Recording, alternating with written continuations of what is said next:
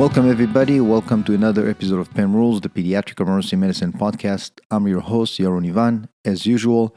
And today I have 3 rules for you that hopefully will help you take care of yourself as well as your patients. Rule number 142.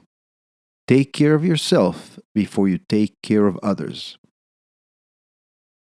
Probably one of the best advice I've ever gotten as a physician or as a trainee. Something that maybe is not intuitive but makes perfect sense. You as a physician or as a provider have to take care of other people. You as a provider or as a person have to be in a good state of mind and in good physical health in order to do that. I don't remember what made me think of this rule, but I remember being inspired by the safety instructions when I went on a flight. So those of us who've been on the plane before all know very well the instructions by the stewardess sometime during takeoff when they say that if the cabin pressure falls, oxygen mask will drop from the overhead compartment and please put your mask first before you help others. This always seemed odd to me, especially as a parent. How can I not help my child first, God forbid, in this situation, before I put on my own mask? But after thinking about it, it makes perfect sense. If the parent or the caregiver faints from hypoxia, he or she will not be able to help their child or whoever that is with them. So it actually makes perfect sense to put your mask on first before you help anybody else. It's not very different as an EM provider. You as an EM provider are expected to take care of patients. You're expected to be on your feet for many hours, run around, use your mental capacity and your physical ability to take care of patients. And it's sometimes a very exhausting job. How would you be able to do that if you're not in good physical and mental health? You have to take care of yourself before you take care of your patients.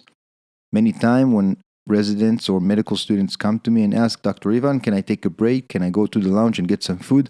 My answer is absolutely. You have to take care of yourself before you take care of others. That means staying hydrated, feeding yourself when you're hungry, etc. You're not being a slacker for taking a break. You're simply taking care of yourself to allow yourself to take care of others, which is what you're here for. So if you're hungry, get something to eat. If you're thirsty, go to the cafeteria and get something to drink. You're not being a slacker. You're simply taking care of yourself. Sometimes after resuscitation or some other intense event in the pediatric emergency department, I need to step out for a second to take a mental break. I see nothing wrong with that. If I'm to be expected to continue the rest of my shift and take care of more patients and I need a minute to take a break, I don't see anything wrong with that.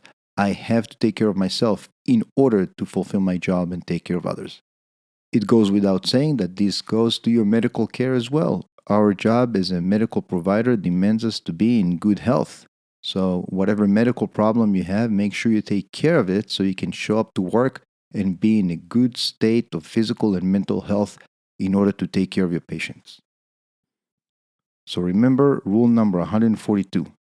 Take care of yourself before you take care of others. Rule number 143. Demedicalize the issue. One of the things I find myself do the most as a pediatric emergency provider is making sure parents understand that what seems dangerous or serious may actually be a very small issue or not a problem at all. A good example, as always, is fever. Making sure parents understand that fever is a normal response by the immune system. It indicates that the child's immune system is working and working well. There's nothing dangerous about it. So I find myself very often talk to parents for a very long time demedicalizing the concern they have about fever. A few months ago, I had a patient in the pediatric emergency department who presented with abdominal pain. This child apparently has had many visits to the pediatric emergency department with panic attack. She's been to the ED many times and her panic attacks present or manifest as abdominal pain. It seemed to me from the electronic medical record that she's had abdominal pain and has had a significant workup for it with no specific results. First thing, as always, I examine the child and make sure there's no surgical abdomen or any red flags that will indicate as such, at least by examining history, and then I turn to demedicalize the issue. provide reassurance, review the red flags, and explaining to the child that today there's nothing serious, there's nothing dangerous, and I spend a significant amount of time in the room demedicalizing the issue. Another good example is the patient who was prescribed many or several over the counter medications for URI with no significant relief. Under those circumstances, I find myself demedicalizing the issue and explaining that over the counter medications have very limited efficacy for what seems to be a viral illness. There is very little evidence behind them, and essentially, a URI is just a URI that will go away. Certainly, the child may not feel well and maybe even have high fever, etc. However, I spend a significant amount of time demedicalizing the issue, explaining that URI will get better on its own with or without Mucinex, Bromfed, or Sudafed, and the child would essentially heal and go back to normal. Certainly, at the time of the visit, they don't feel well. Nonetheless, this is a benign, self-limiting condition. So remember rule number 143. When appropriate, demedicalize the issue.